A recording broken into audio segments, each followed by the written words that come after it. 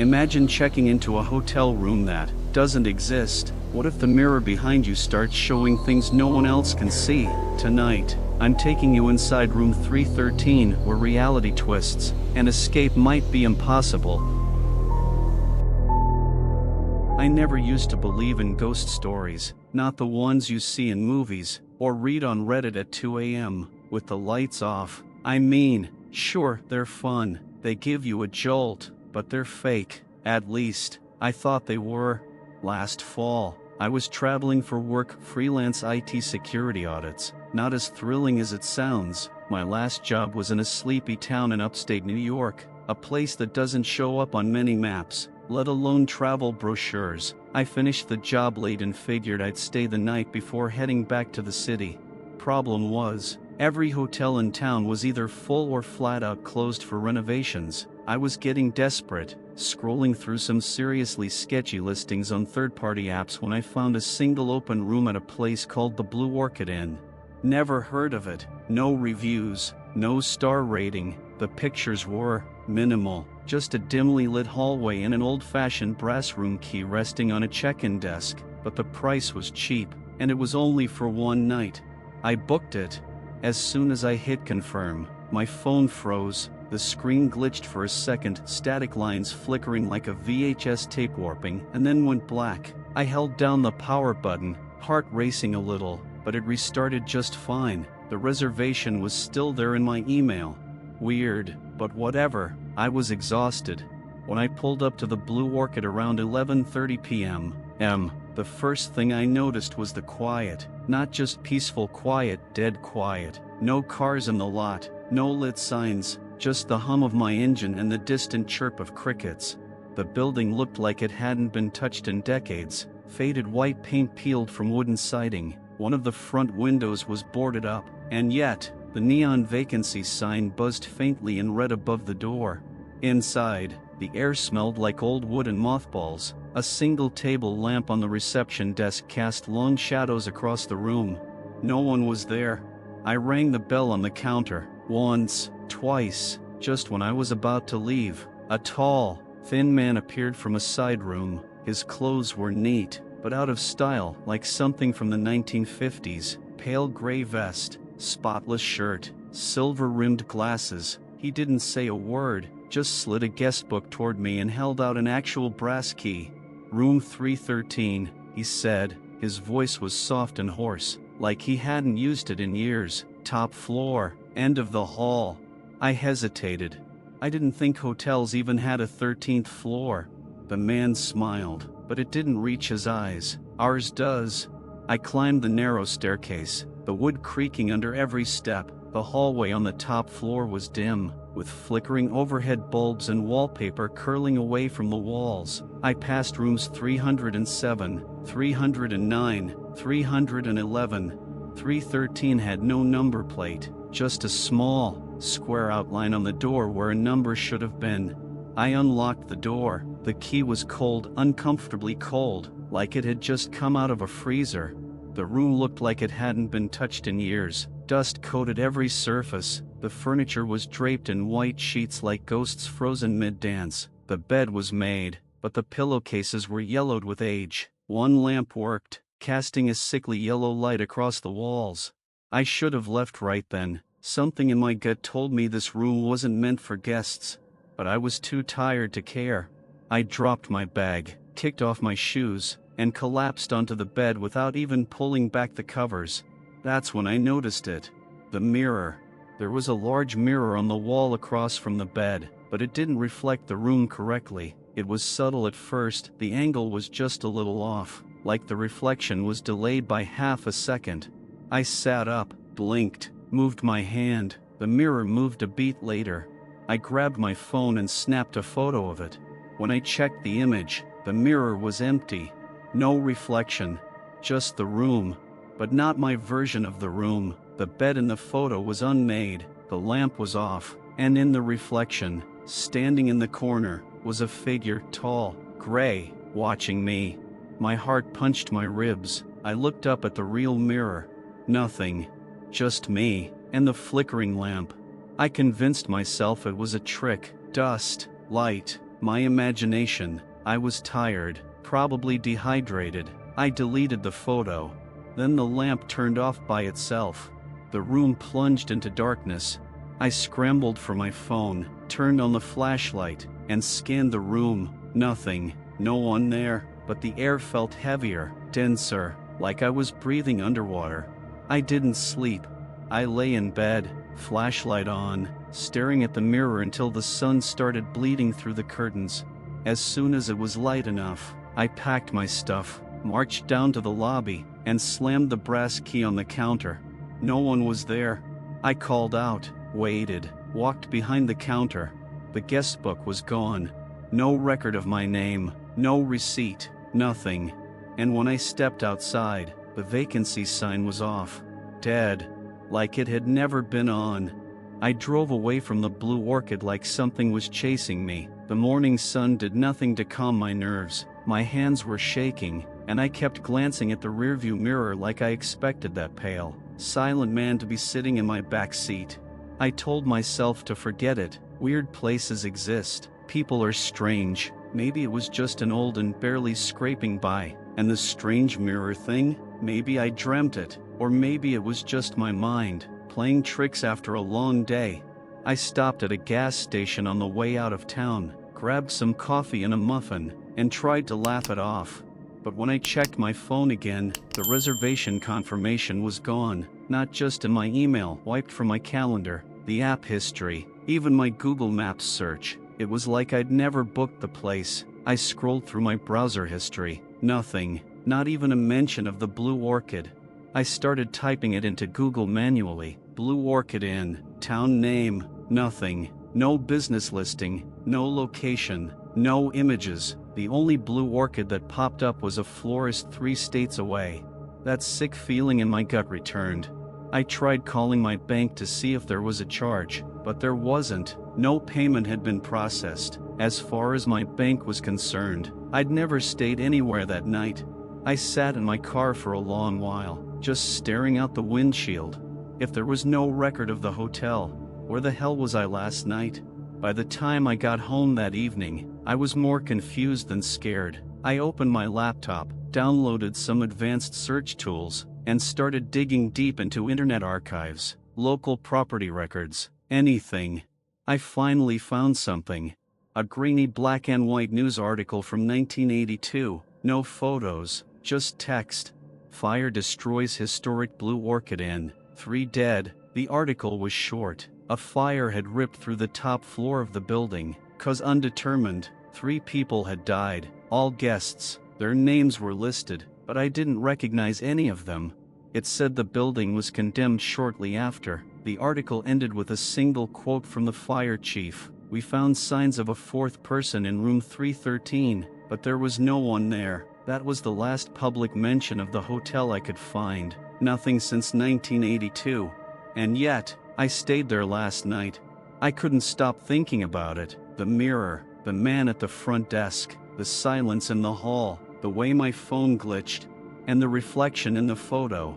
I remembered deleting it, but I double-checked my cloud storage just in case. My heart nearly stopped when I saw it had auto-synced. There it was. I stared at the photo for a long time. This time, I zoomed in. The figure in the corner, it wasn't just a shadow. It had features, a face, hollow eyes, wearing the same vest and glasses as the man from the front desk. He wasn't a hotel employee. He was something else. That night, I couldn't sleep. Every sound in my apartment made me jump. The fridge kicking on, pipes creaking, a dog barking outside. But what finally pushed me over the edge was the scraping. A soft, slow scraping noise. From the mirror in my hallway. I stared at it from across the room. It was just a regular mirror, IKEA or something, but the sound was coming from behind it, not the wall, the glass itself, like someone was gently scratching it with their fingernail. I walked up to it, slowly, no sound. I reached out and touched the surface, cold. Much colder than it should have been. My breath fogged the glass. Then, for just a second, I saw another reflection standing behind me. Not me. Not anyone I knew. Someone tall, with empty black eyes. I spun around. Nothing there. When I looked back, the mirror was just a mirror again. The next morning, I wrapped the damn thing in a blanket and threw it out, left it by the dumpster in the alley. But later that day, I got a text from my downstairs neighbor. "Hey, man, kind of weird. Was that mirror yours? It's just leaning against your door now." I ran to the hallway. There it was. Unwrapped, spotless, sitting vertically against my apartment door like it had been placed there carefully. I didn't touch it. I didn't even bring it back inside. I left it there and went to stay with a friend across town. But that night, at exactly 3:13 a.m., I got a notification on my phone. A calendar alert. Check-in, room 313, the Blue Orchid Inn. I never put it there. I don't even use that calendar app. The next day, I called a local paranormal investigator. Sounds crazy. I know. I never thought I'd be that guy, but I didn't know what else to do. She was in her late 40s, calm voice, no nonsense. She didn't seem surprised when I told her the story. In fact, she said I was the third person this year to mention a stay at the Blue Orchid. But here's the thing, each story was different. Different town, different layout, different guest book, but always, room 313. And always, the mirror. She told me it wasn't a real hotel anymore, if it ever was. It was more like a location that finds you, an echo of a place, stuck between layers of time, or dimensions, or reality. You didn't stay in a room, she said. You crossed into something else. That's why you can't trace it. It doesn't exist on any plane we fully understand. I asked her what I should do. She paused for a long time, then said, "Don't go back, no matter what. If it calls you again, don't answer." I didn't go back to my apartment for 3 days.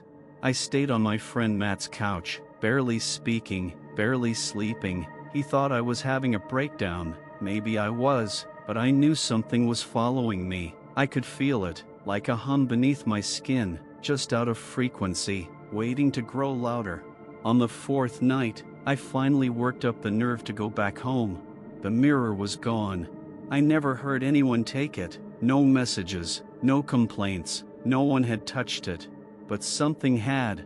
The apartment smelled different when I stepped inside. Mustier, like damp wood and dust. The kind of smell you associate with abandoned places, not modern apartments. I checked everything: windows, doors, closets. Nothing was out of place. Except for one thing. My phone was lying face up on the kitchen counter. I hadn't left it there. And when I picked it up, it lit up with a notification I didn't want to see. "Your stay in room 313 has been extended." No app logo, no name, just plain gray text. I stared at it for a long time, debating whether to throw the phone across the room or call someone. But before I could react, the screen glitched just like it had the night I made the reservation, and then returned to normal. I deleted the notification. Didn't matter. I already knew this wasn't over. Later that night, I tried to sleep. I left the lights on, of course, every single one. I even left the TV on, volume low, just to keep some sound in the room. But at 3:13 a.m., the lights dimmed. Not turned off. Dimmed. As if the electricity had been turned down like a volume knob. The TV screen flickered once, then froze. And then I heard it. Knocking. Soft. 3 short knocks. Coming from inside my closet. I stood still for what felt like hours, breathing shallow, heart hammering in my chest. Then the knocking came again. 3 knocks. A pause. Then, from the mirror in the bathroom. I didn't even remember putting the mirror back. But there it was, mounted on the wall, exactly where it had been before I threw it away. I walked toward it slowly. Every step took everything I had. My reflection was there, sort of. It wasn't copying me in real time. My reflection would lag by a second or two. When I raised my hand, it didn't follow. Then, a moment later, it did, but it smiled. I wasn't smiling. I backed away. That's when I noticed something else. The mirror, it no longer reflected my bathroom. It was showing a hallway. A hallway lined with faded wallpaper and dim overhead lights. I recognized it. It was the hallway to room 313. The investigator I'd spoken to before didn't answer my calls. I tried emailing her, messaging her business page, everything. Eventually, I drove to her office. It was closed, the windows were dark, a for lease sign was hanging in the door. I knocked, anyway. A man from the shop next door came out and asked if I needed help. I asked about the woman who used to work there. He looked at me strangely. "You mean Janet?" he said. "She moved out almost a year ago. Place has been empty since." I said, "No, I just spoke to her a few days ago. She told me not to go back." He frowned. "Look, I don't know who you talked to, man, but that place has been shut down a long time. And Janet," he paused, "she died last year, hit by a car, right outside this building. I don't remember getting back to my car. I don't remember driving home, but I remember walking into my apartment and seeing the mirror again, only now, it had changed. The hallway it reflected wasn't just still. It was getting closer, like the camera had been pushed forward down the hallway a few feet. I couldn't see the door at the end yet, but I knew where it led. Room 313. It was drawing me back. The next night, I gave up. I stopped resisting. I turned off all the lights, sat in front of the mirror and waited. At 3:13 a.m., the screen on my phone lit up by itself. No message this time, just a map, a blinking red dot, and an address. I zoomed in, my stomach dropped. The location was only an hour away. There it was again, the Blue Orchid Inn. I could have walked away, I know that, I should have. But some part of me, some sick, obsessive part, needed answers. I needed to know what was behind that door, why I'd been chosen, why the world was pretending that this place didn't exist, even as it kept calling me back. I packed a bag, took a flashlight, and drove through the night. The GPS took me to the edge of a forest road. No lights, no signs, nothing around for miles. But in the distance, I saw it. Faint, but there. A flickering red neon sign. Vacancy. The Blue Orchid. Exactly as I remembered it. Only this time, I hadn't booked a room. I stepped inside. Same smell, same desk, same bell. And standing behind it waiting for me was the man in the pale gray vest. He didn't speak. He just slid the key across the desk again. Same key. Room 313. I took it with shaking hands. The key was even colder than before. As I climbed the stairs, the hallway grew darker with each step. The air felt thick, buzzing with some invisible current. When I reached the door, there was no handle, only a keyhole, and something was breathing on the other side. I could hear it, slow, heavy, and I knew whatever was in there, it had been waiting for me. The key trembled in my hand. I stood in front of the door to room 313, heart pounding so hard I could feel it in my teeth. Behind that door, something was breathing, waiting, and I wasn't sure anymore if I had come to face it, or if I'd been brought here, delivered. I slid the key into the lock. The door opened on its own. There was no creak, no groan, just silence. The room inside was exactly as I remembered. Dust-covered furniture, stale air, one lamp glowing faintly in the corner, the bed, untouched, the mirror, straight ahead. But now, there was no reflection at all. The mirror was black, like a window into nothing, or maybe into something worse. I stepped inside. The door shut softly behind me. The temperature dropped instantly. My breath came out in a fog. Even though the air didn't feel cold, it felt dead. I reached for the lamp. It flickered, then went out. Darkness swallowed the room. That's when I heard it. Not the breathing this time, whispers. Dozens of voices, layers of them, speaking over each other, never clear, but they all came from the mirror. And they were all saying my name, over and over. Soft, persistent, accusing. I tried to leave. The doorknob was gone. The room was shifting. I could feel it. The walls pulsed like lungs. The floor creaked even though I wasn't moving. Then the mirror lit up, not with light, but with motion. I saw myself sitting in the room, but behind me stood something. It looked vaguely human, but its proportions were wrong. Too tall, its arms hung too low, its face was long, pale, and completely featureless, except for the eyes. Black, hollow, endless. I turned around. Nothing there. But when I looked back at the mirror, the figure was closer, right behind me. I screamed.